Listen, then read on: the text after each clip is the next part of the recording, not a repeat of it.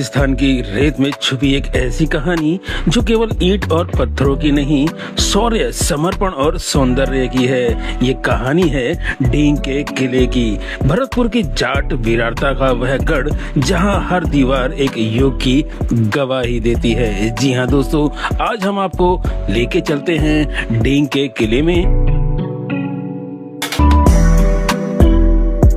किले में थोड़ा सा ही प्रवेश करते आपको पता चल जाएगा कि आखिर डींग के किलों को जल महल क्यों कहा जाता है। जी हाँ, इस पूरे किले के अंदर जल की ऐसी व्यवस्था करी गई है कि हर जगह आपको फुआरे नजर आएंगे। चलिए आपको लेकर चलते हैं इस महल के संग्रहालय में।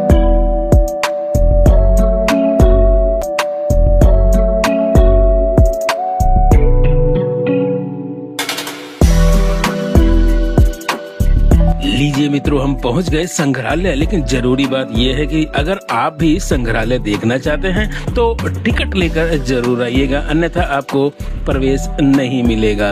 अभी आप संग्रहालय में देख रहे हैं नर्तकी और उनके वाद्य यंत्र। अब जो आप सोफे और टेबल देख रहे हैं, ये राजा महाराजाओं के टाइम के सोफे और टेबल हैं।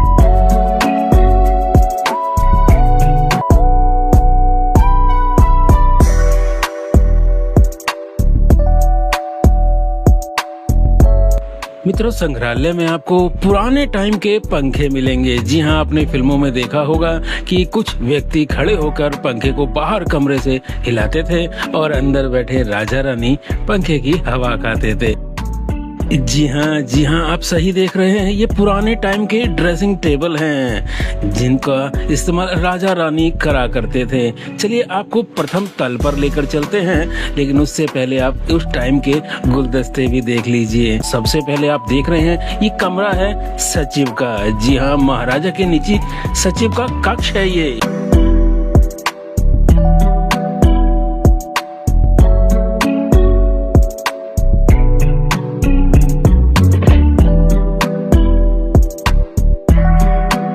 और दोस्तों, ये है जमीन पर बैठकर भोजन करने का एक चबूतरा। जी हाँ, जिसके चारों तरफ लोग बैठ जाया करते थे और बीच में से भोजन देने वाला आया करता था। लेकिन ये है मॉडर्न तरीका, जहाँ पर कुर्सियां लगी हैं, टेबल लगा है और फुआरे लगे हुए हैं।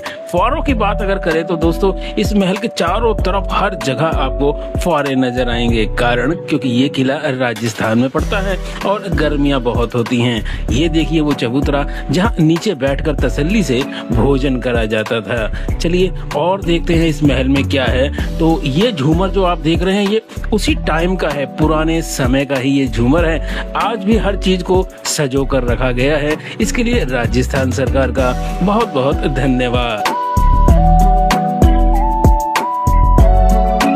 अब खेल खेलना किसे पसंद नहीं है, तो राजाओं की तो बात ही अलग है। जी हाँ, ये है महाराजा का शतरंज कक्ष, जहाँ पर महाराजा अपने मित्रों के साथ बैठकर शतरंज खेला करते थे। और साथ में ही है सरोवर, जहाँ से ठंडी ठंडी हवा इस कमरे में आया करती थी। तो दोस्तों, है ना एक तरीका ऐसा कि राजस्थान की गर्मियों में भी हर कक्ष ठंडा रहे। काफी अच्छा है, काफी सुंदर है। और देखने वाली बात यह है कि आप इस पलंग को देखिए, जो कि है महाराजा का शयन कक्ष। जी हाँ, महाराजा इसी पलंग पर सोया करते थे। और दीवारों की नक्काशियों की बात करें तो मन मोह रही है। ऐसा लग रहा है कि वाकई हम भी किसी ऐसे देश के निवासी हैं जहाँ राजा महाराजा ठाठ से जिया करते थे। मित्रों, आप तो जानते हैं कि भरतपुर के राजा एक हिंदू राजा थे, इसलिए वीर बजरंगी के भक्त भी थे। तो क्यों ना आपको वो मंदिर दिखाया जाए जहां पर राजा वीर बजरंगी की पूजा किया करते थे। और इस वीर बजरंगी की मूर्ति की मान्यता ये है कि इनकी मूर्ति पर आज भी नसें अपने आप उभर जाती हैं। तो हम आपसे गुजारिश करें, जब भी आप यहाँ पर आएं, वीर बजरंगी के दर्शन जरूर करके जाएं। चलिए आगे बढ़ते हैं और आपको दिखाते हैं भादो भवन।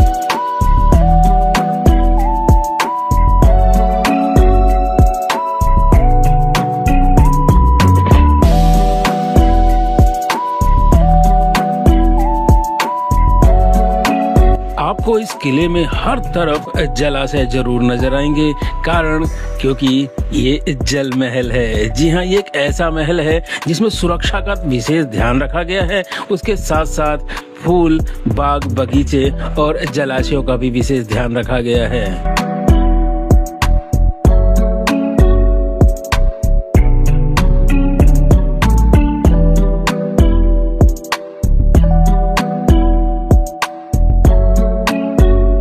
लीजिए मित्रों, हम पहुंच चुके हैं सूरज भवन। चलिए इसका भी भ्रमण करते हैं। और अगर हम ढींग किले की बात करें तो 1730 ईस्वी में महाराजा सूरजमल ने इसका निर्माण करवाया था और पहले भरतपुर राज्य की राजधानी यही हुआ करता था। बाद में जिसे स्थानांतरित करके भरतपुर कर दिया गया।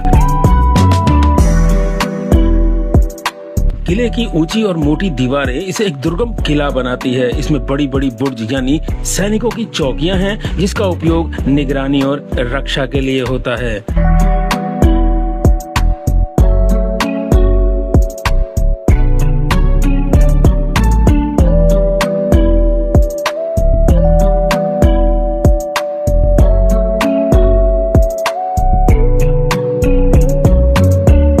मित्रों, इस महल के बारे में तो ये भी सुनने में आता है कि इस किले के अंदर गुप्त सुरंगें थी जो कि युद्ध के समय भागने या संचार के लिए उपयोग होती थी।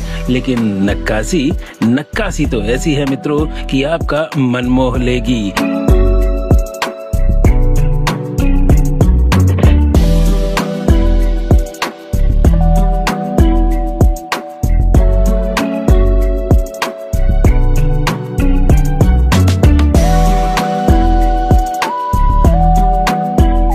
लीजिए मित्रों, अब हम पहुंच चुके हैं हरदेव भवन। ये महल भी राजा के मुख्य महल की तरह ही है, लेकिन इसका उपयोग राजा करते थे या नहीं करते थे, इसके बारे में विशेष जानकारी उपलब्ध नहीं है।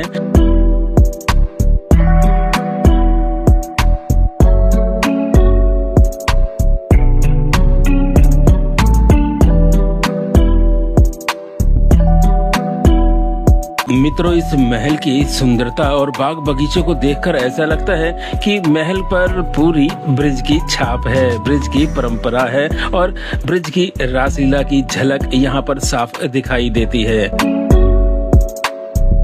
मित्रों, अब हम पहुंच चुके हैं किशन भवन। जी हाँ, ये वही भवन है जहां राजा अपना दरबार लगाया करते थे, सुनवाई किया करते थे। तो ये है पुराने टाइम का कूलर। जी हाँ, पुराने टाइम में भी देखिए कितनी तकनीक हुआ करती थी। पूरा का पूरा लकड़ी से बना हुआ है। ये जो आप पीछे हैंडल देख रहे हैं चक्रे के साथ, यहाँ पर इंसान इसको घुमाया करते थे, तब ये कूलर चला करता था। और ये है मुख्य स्थान जहाँ पर राजा बैठकर सुनवाई किया करते थे। जी हाँ, लोगों की समस्याएं सुनते थे और अपने आदेश दिया करते थे।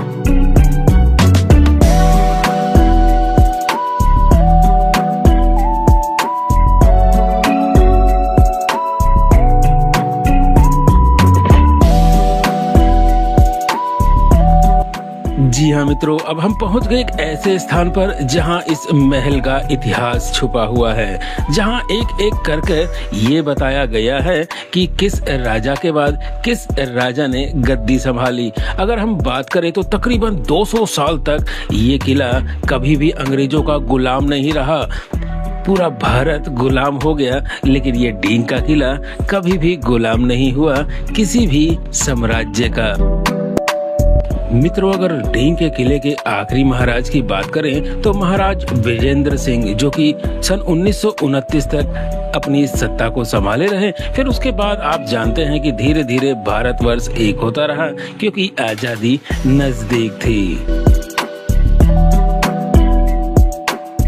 और मित्रों, ये है वो तोप जिसने इस किले की शौर्यता को 4 चांद लगा दिए थे। जी हाँ, इस तोप की कहानी एक अलग ही कहानी है, जिसके बारे में हम किसी और वीडियो में विस्तार से बताएंगे। लेकिन ये तोप जो कि दिल्ली के किले तक को हिलाने की क्षमता रखती थी, ये वही तोप है। चलिए दोस्तों, अब चलते हैं आपको एक ऐसी जगह पर लेकर जहां राजा महाराजा अपना मनोरंजन करने के लिए आते थे, यानी दंगल देखने आया करते थे। दोस्तों, ये है वो कुश्ती का अखाड़ा जहां पर कुश्ती हुआ करती थी।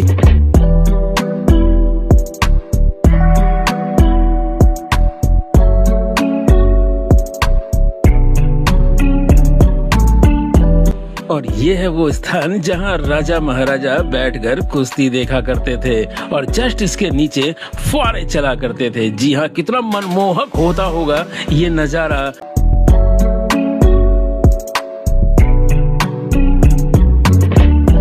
मित्रों, अगर आप भरतपुर आए तो डींग की ओर जरूर मुड़िए। यहाँ न केवल इतिहास मिलेगा बल्कि आत्मा को छू जाने वाली एक अनुभूति, जहाँ मिट्टी बोलती है, जहाँ हवाएं कहानी सुनाती हैं और जहाँ किले की हर ईंट जाट शौर्य का गीत गाती है। जय वीर बजरंगी के साथ इस वीडियो को यहीं पर समाप्त करते हैं और आपसे कहते हैं कृपया चैनल को सब्सक्राइब जरूर कर लीजिएगा, क्योंकि अभी तो बहुत कुछ बाकी है।